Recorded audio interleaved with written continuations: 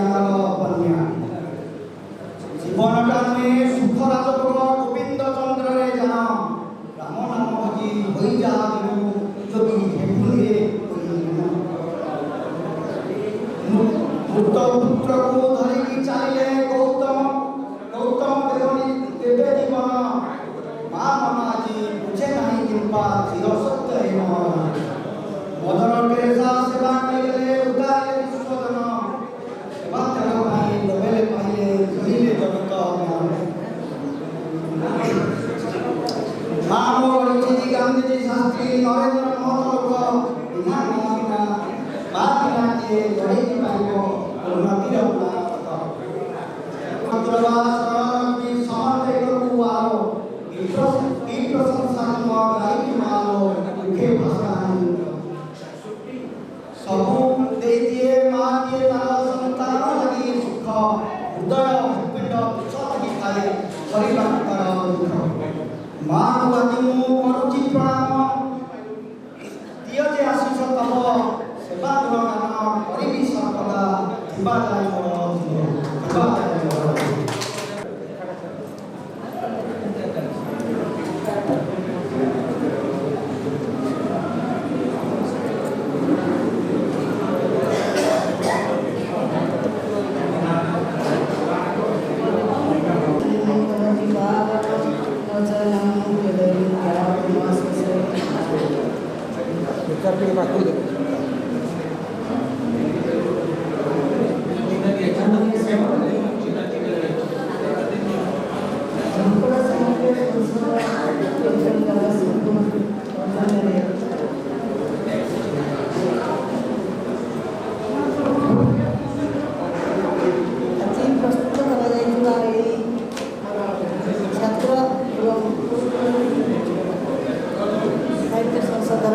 सदस्य मनोरंजन स्वयं ये कार्य संसद कार्य धन्यवाद सभापति महोदय तथा समस्त सारस्वत प्रेम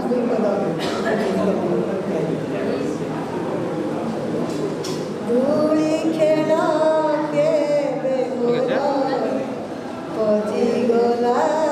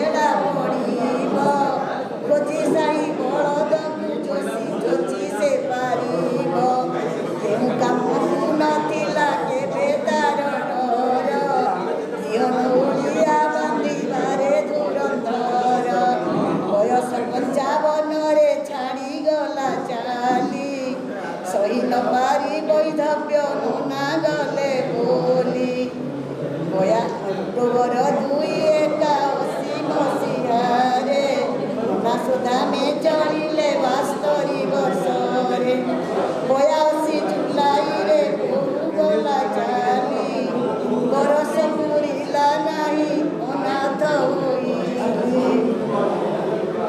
ବଡ଼ ବଡ଼ ଆଖି କରି ତରାଟି ଚାହିଁଲେ ମାଡ଼ଠାରୁ ବେଶୀ ଭୟ ଭୁଲ କରିଥିଲେ ଯେତେ ଆକଟ ବୋଉର ସଂସ୍କାର ଦେବାକୁ ଲୁହ ବହିଯାଏ ନେତ୍ରୁ ଆଜି ଲେଖୁ ଲେଖୁ ଭାବକ ସଣ ସହି କେତେ କଷ୍ଟ କଲା ସୁଖ ଦେଖିବା ପାଇଁ କି ଆଜି ନ ରହିଲା विधि विधान संस्कार पूज्य पूजा ज्ञान दिय पूजा उपासना आउ हरि नाम दे जाई अछि बोते भजुची मु सदा न करी विदा मन जहा अछि अदा सेतिकी सकति प्रभु देई तांतु बोते विवाह सारिबार साध्य मते जाति प्रेमी देश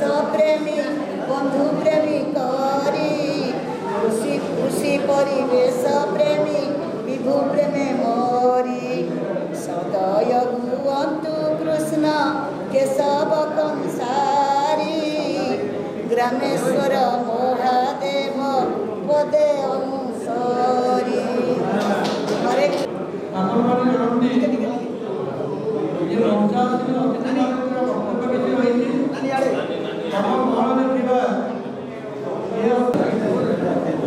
आज ये पवित्र ग्रामेश्वर पीठरे मोर बंधु मनोरंजन माँ प्रथम श्राद्धवार्षिक उपलक्षे अनुष्ठित मो जिला जगतसिंहपुर समस्त सारस्वत सागर मान मोर प्रणाम आज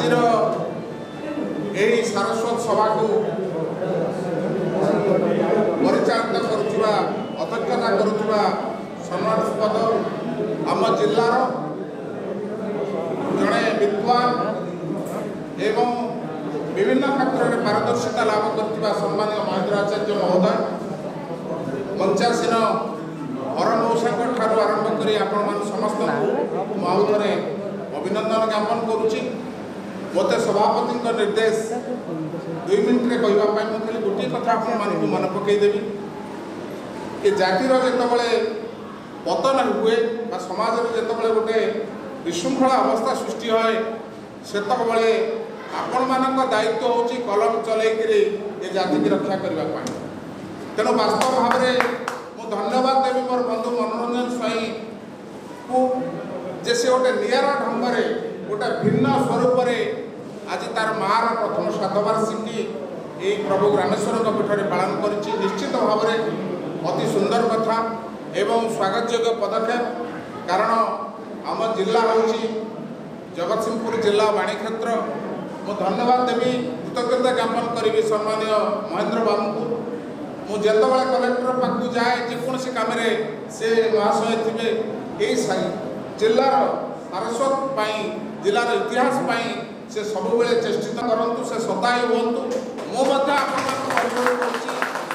मो जिला जगतसिंहपुर आपण मैंने समस्ते साहित्य क्षेत्र में जड़े जड़े उदाहरण सृष्टि करूँ कारण ये माटी अभाव नहीं ये कहते बंधु जे ये पंचपल्ली ग्रामर प्रथम प्रेस ओडिशार गोस्वामी प्रेस पंचपल्ली ग्रामर प्रथम डाक्तर ओडिशार प्रथम सिविल सर्जन जदिव नुहति एससीबी प्रथम सुपरिटेडेंट स्वर्गत काशीनाथ मिश्र तेणु ये माटी हूँ गोटे गरियान माटी जगतसिंहपुर जिला हूँ गरियान माटी आपण आउ थे धन्यवाद दूची आयोजक को ये एक सारस्वत उत्सव अनुष्ठित करी आपण मान समस्ते जन जन लिटरारी जीनियस ये उपस्थित होइतबारु आउ थे मु धन्यवाद दे मोर वक्तव्य सांग करुच्ची कारण समय ना भोक है एतिरे धन्यवाद दे रोची जय मां सारा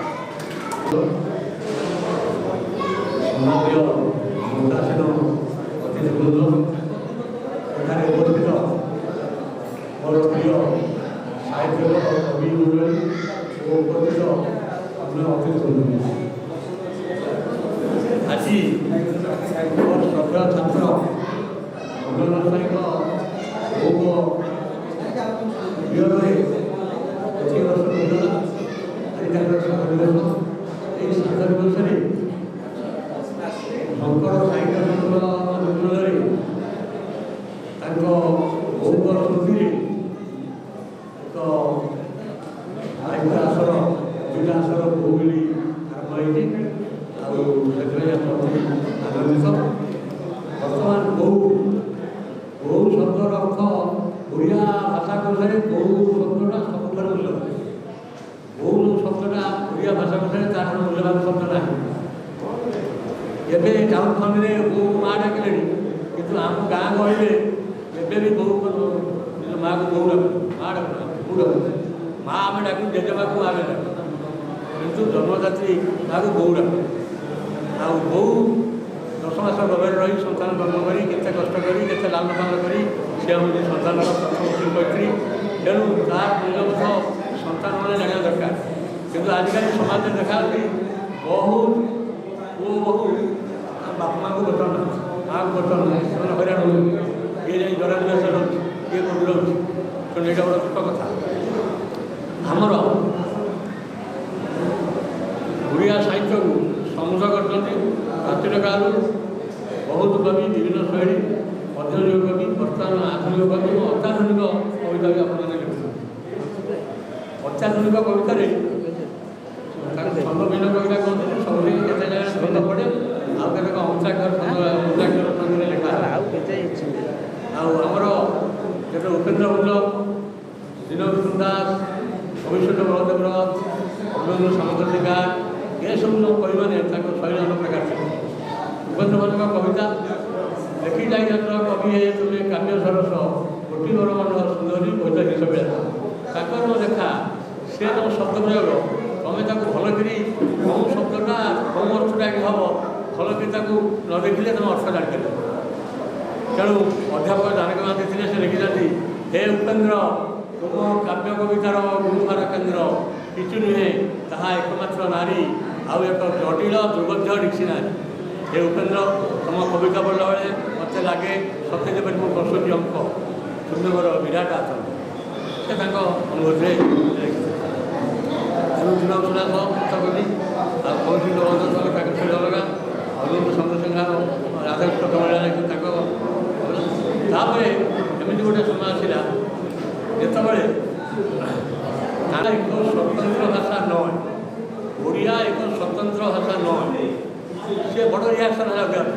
ଓଡ଼ିଆ ଦେଶରେ କବି ଥିଲେ, ଲେଖକ ଥିଲେ, ସାହିତ୍ୟିକ ଥିଲେ, ତାଙ୍କୁ ବହୁତ ବାଧିଲା। ତେଣୁ ସେ ଲେଖକମାନେ କହିଲେ ଫକୀରମୋହନ ସେନାପତି, ଭଦ୍ର ସାହିତ୍ୟର ସେନାପତି ଫକୀରମୋହନ ସେନାପତି, ନବଯୁଗର ପ୍ରବର୍ତ୍ତକ ରାଧାନ୍ତରା, ସେ ଗୌରଶଙ୍କର, ଏମାନେ ବହୁତ ଲେଖନୀ ଧରିକିରି ପୁରାପୁରି ଓଡ଼ିଆ ଭାଷାକୁ ସମୃଦ୍ଧ କଲେ, ପ୍ରତିଷ୍ଠା କଲେ। ଆମର ଗଙ୍ଗାଧର ମେହେର, କଲିକବି ନନ୍ଦକିଶୋର ବିଭିନ୍ନ ପ୍ରକାର ଶୈଳୀ ଲେଖିକିରି ସେ ଓଡ଼ିଆ ସାହିତ୍ୟକୁ ସମୃଦ୍ଧ କଲେ। ତାପରେ ଆସିଲେ ଅନ୍ୟମାନେ, ଆଧୁନିକ କବିମାନେ ଆସିଲେ, ସେମାନେ ଲେଖାଲେଖି ସେ କଲେ। ଆଉ ବର୍ତ୍ତମାନ ଅତ୍ୟାଧୁନିକ କବିତା ଚାଲିଛି। ଏ କବିତାରେ ଆପଣମାନେ ପୁରାପୁରି ସାର ଚର୍ଚ୍ଚା କରୁଛନ୍ତି। ଆପଣ ଯେତେ ଲେଖାଲେଖି କରୁଛନ୍ତି ଆପଣ ଓଡ଼ିଆ ସାହିତ୍ୟକୁ ସମୃଦ୍ଧ କରୁଛନ୍ତି। ତେଣୁ ଉତ୍କଳ ଜନନୀ ଆଉ ଆମର ମା ଶାରଳାଙ୍କ ଦୟାରୁ ତୁମର ଲେଖାଲେଖି ବହୁତ ଭଲ ହେଉଛି। ଆଜି ବୋଉ ବିଷୟରେ ଯେ କବିତା ସବୁ ପଢ଼ିଲେ ଆମେ ଶୁଣିଲୁ, ଅତି ସୁନ୍ଦର ଲାଗିଲା। ବହୁତ ପରିଶ୍ରମ କରି ଆପଣ ସେ କବିତା ଲେଖିଛନ୍ତି, ଅତି ସାରଗର୍ଭ ହେଇଛି, ବୋଉର ମୂଲ୍ୟ ପ୍ରତିପାତ ହେଇଛି। ତେଣୁ ଆପଣ ବ୍ୟକ୍ତିଗତ ଆପଣଙ୍କୁ କଷ୍ଟ ହେଉଥିବ, କାରଣ ଲେଖା ଲେଖି କରିବା ମୁଣ୍ଡରୁ ଆସିବ, ଭାବନା ରହିବ। ତେଣୁ ଆପଣଙ୍କୁ ଯେତେ କଷ୍ଟ ହେବ ଅଛି ଆପଣ ସରସ୍ୱର ସାରା କରନ୍ତୁ, ମା ସାରାଙ୍କୁ ଡାକନ୍ତୁ, ତାଙ୍କୁ ଜଗନ୍ନାଥଙ୍କୁ ଡାକନ୍ତୁ, ଯେମିତି ଆପଣଙ୍କର ଉତ୍ସବ ଉନ୍ନତି ହେଉ, ଆମ ଓଡ଼ିଆ ସାହିତ୍ୟ ସମୃଦ୍ଧ ହେଉ ଏବଂ ଉତ୍କଳର ଚାରିଆଡ଼େ ସମ୍ମାନ ବଢ଼ୁ। ଏତିକି ଆଜି ମୋର କଥା କହିଛି। ଓଡ଼ିଶାର ବିଶିଷ୍ଟ ସାରସ୍ୱତ ସଂଗଠକ ଶ୍ରୀ ଉପସ୍ଥିତ ମୁଖ୍ୟାସୀନ ଏବଂ ବିଶେଷ କରି ମୋ ଦୁଇ ଜଣ ସାର୍ ଅଛନ୍ତି, ବିଷ୍ଣୁ ପ୍ରସାଦ କାନୁନ ହରପ୍ରସାଦ ମିଶ୍ର ଯେଉଁମାନେ ତ ପ୍ରେରଣା ପାଇ ଗୋରେଖଙ୍କୁ ଯେଉଁ ବଡ଼ କରି କହିଲେ ପ୍ରକୃତ ଏତେ ବଡ଼ ନୁହଁ। ଆଜି ଓଡ଼ିଶାରେ ଜଣେ ସାରସ୍ୱତ ସାଧକ ତଥା ସାରସ୍ୱତ ସଂଗଠନ ଭାବରେ ମୋତେ ଅନେକଙ୍କୁ ଜାଣନ୍ତି। ମହେନ୍ଦ୍ର ସାର୍ ଏଠି ଅଛନ୍ତି ଯେ ସାରା ବିଶ୍ୱରେ 40ଟା କଣ୍ଟ୍ରିର ଲୋକ 40ଟା ଦେଶର ଲୋକ ଆମର ପ୍ରତି ମାସରେ ରବିବାର ମୋ ସ୍ମୃତିର ମାଟି ଜଗତସିଂହପୁର କାର୍ଯ୍ୟକ୍ରମ ହେଉଛି। ଭର୍ଚୁଆଲ ମିଟିଂ ଆବାସରେ ମୁଁ ତାର ସଂଗଠନ ଦାୟିତ୍ୱ ନେଇଛି। ଯାହା ହଉ ଆଜି ମୋତେ ଖୁସି ଲାଗିଲା ଯେ ଗତକାଲି ଠାରୁ କାର୍ଯ୍ୟକ୍ରମ କେମିତି ସୁଚାରୁ ରୂପେ ସମ୍ପାଦନ ହେବ ସେଥିପାଇଁ ମୁଁ ମୋର ଯେତିକି ସାହାଯ୍ୟ ସହାନୁଭୂତି କରିବା କଥା ମନୋରଞ୍ଜନ ପାଖରେ ପହଞ୍ଚି ସକାଳେ ପହଞ୍ଚି ମୋର କାର୍ଯ୍ୟବସ୍ତୁ ବିଦ୍ୟାଳୟକୁ ଯାଇଥିଲି। ଏବେ ଗୋଟିଏ କଥା କହିବି, ଆଜି ମନୋରଞ୍ଜନ ଭାଇଙ୍କର ମାଆଙ୍କର ଦେହାନ୍ତ ବର୍ଷ ହୋଇଗଲା। ଗୋଟିଏ କଥା, ମାଆର ବିକଳ୍ପ କିଛି ନାହିଁ। ଆମେ ପୃଥିବୀରେ ଅନେକ ଜିନିଷ ଧନ ଥିଲେ କିଣିପାରିବା ସବୁ କରିବା, କିନ୍ତୁ ମା ପରି ବିକଳ୍ପ କିଛି ନାହିଁ। ସେଇ ହେଉଛି ମା ଯିଏ ତୋରାଣି ପିଇ ଭାତ ମୁଠାକ ସନ୍ତାନର ପାଟି ଦିଏ। ସେଇ ହେଉଛି ମା ଯିଏ ବିନା ଦରମାରେ ଘରେ ରାତି 4ଟାରୁ ରାତି 10ଟା ପର୍ଯ୍ୟନ୍ତ କାମ କରେ। ସେ ହେଉଛି ମା। ମାର ବିକଳ୍ପ କିଛି ନାହିଁ, ମା କ୍ଷୀରର ବିକଳ୍ପ କିଛି ନାହିଁ। ବୈଜ୍ଞାନିକମାନେ ପ୍ରମାଣ କରିସାରିଛନ୍ତି। ତେଣୁ ଏହି ଅବସ୍ଥାରେ ମୁଁ ଆପଣମାନଙ୍କୁ ସମସ୍ତଙ୍କୁ ଧନ୍ୟବାଦ ଦେଇ ମୋର ବକ୍ତବ୍ୟ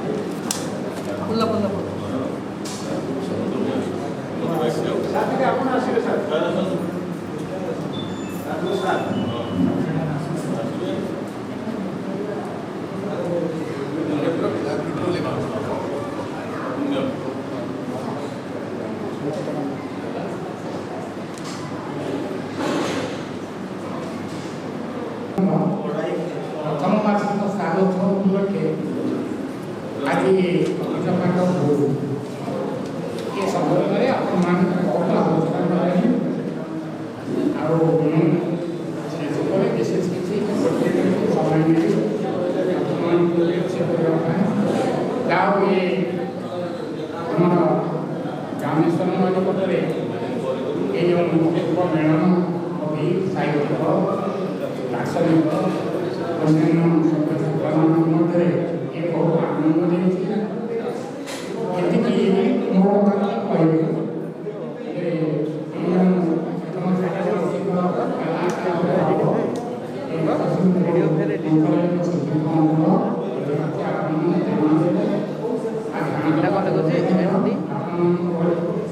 आसेन 50 समस्त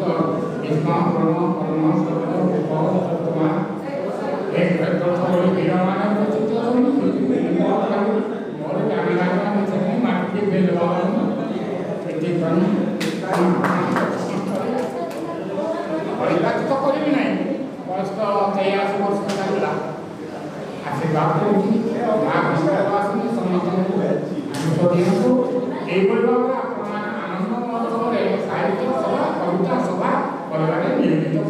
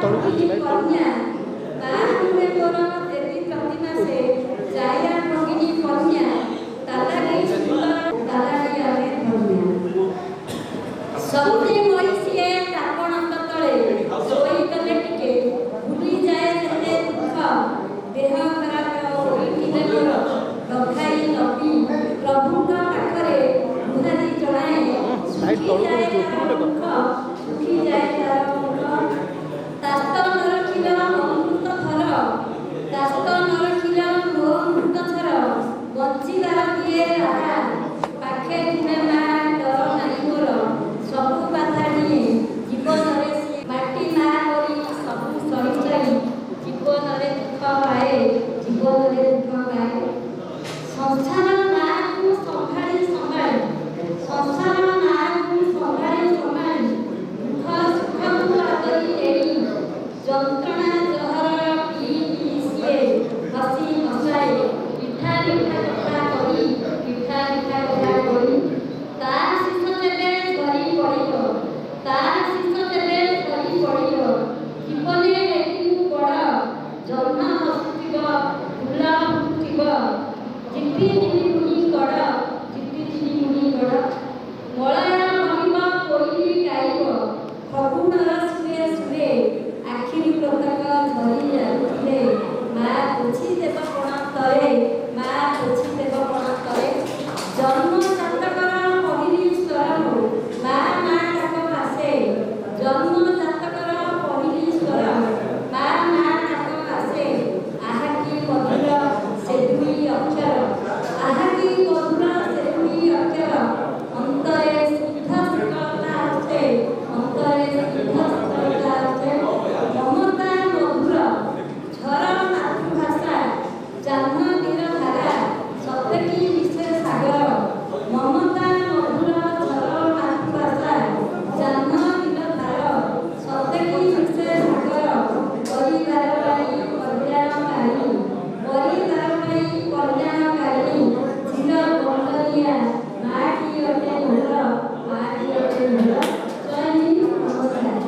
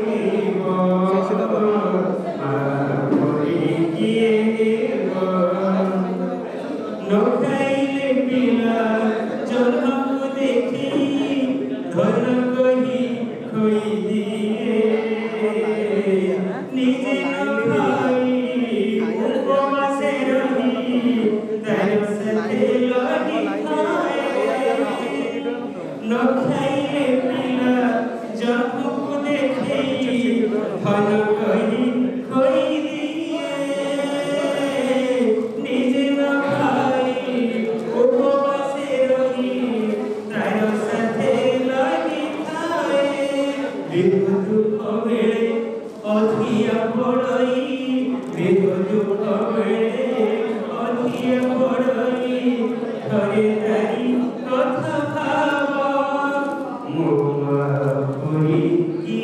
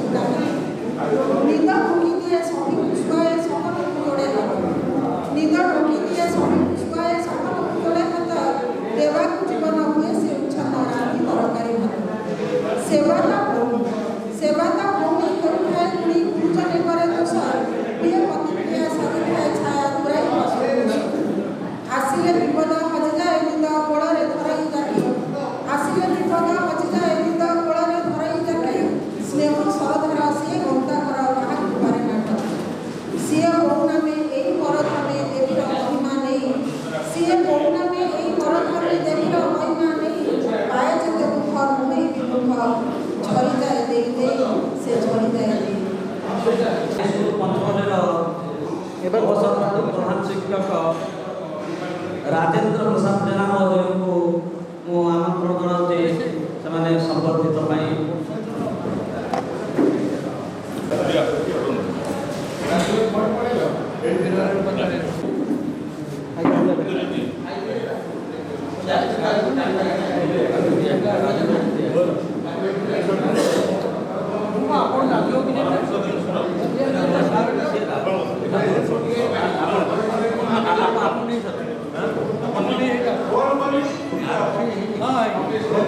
ଆଜ୍ଞା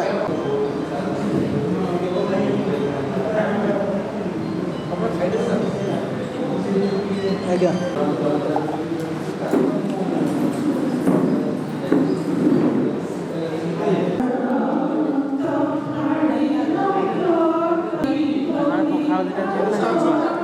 ଖାଳ କିଛି ଖାଇନି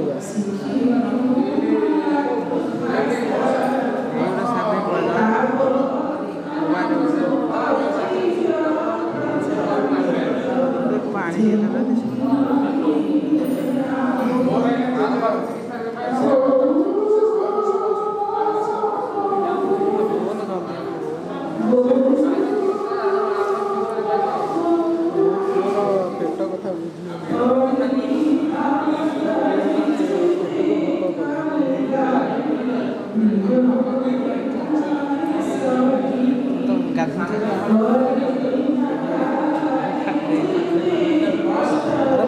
8ଟା ବେଳୁ ବସେଇ ଦେଲେ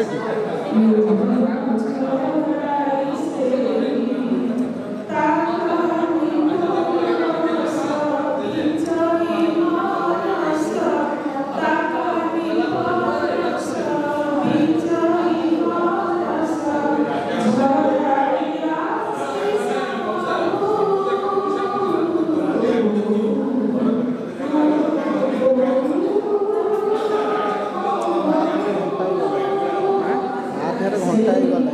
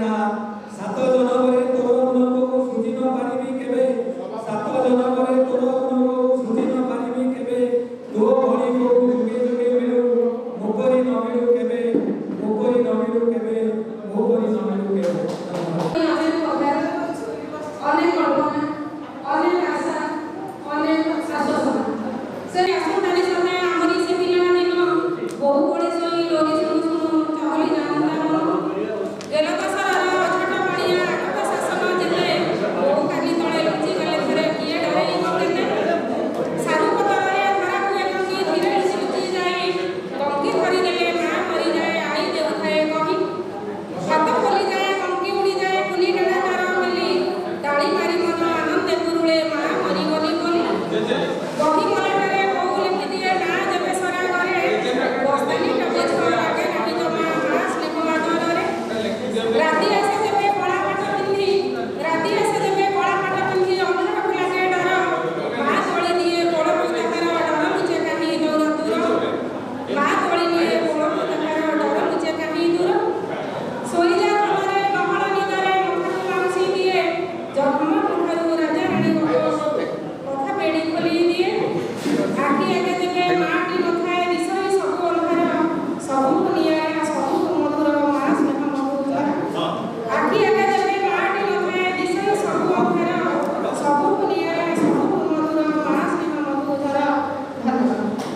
ଶ୍ରୀଯୁକ୍ତ ଶିଶିର କୁମାର ବିଶ୍ୱାଳ ପଞ୍ଚକରି ଏସମତ ଅଭିଷେକ କରୁଥିଲେ।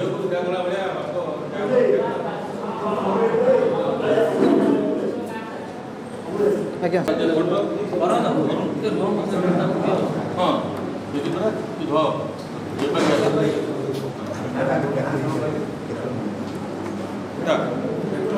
ଆଜିର ପରମ ସୌଭାଗ୍ୟ ଆମର ସଭାପତି ଆସର ସଭାପତି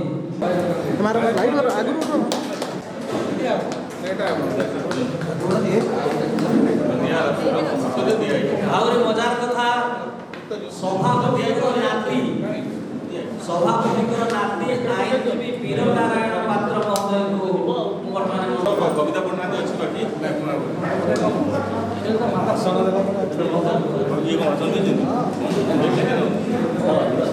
ଖାଇଲଣି ତମେ ଖାଅ ଏ ଆସର ଆବାହକ ଶ୍ରୀଯୁକ୍ତ ମନୋରଞ୍ଜନ ସ୍ୱାଇଁ ମହୋଦୟ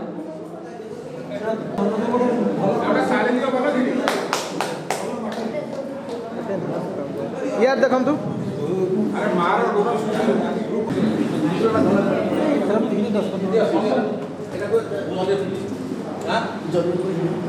ଆଜ୍ଞା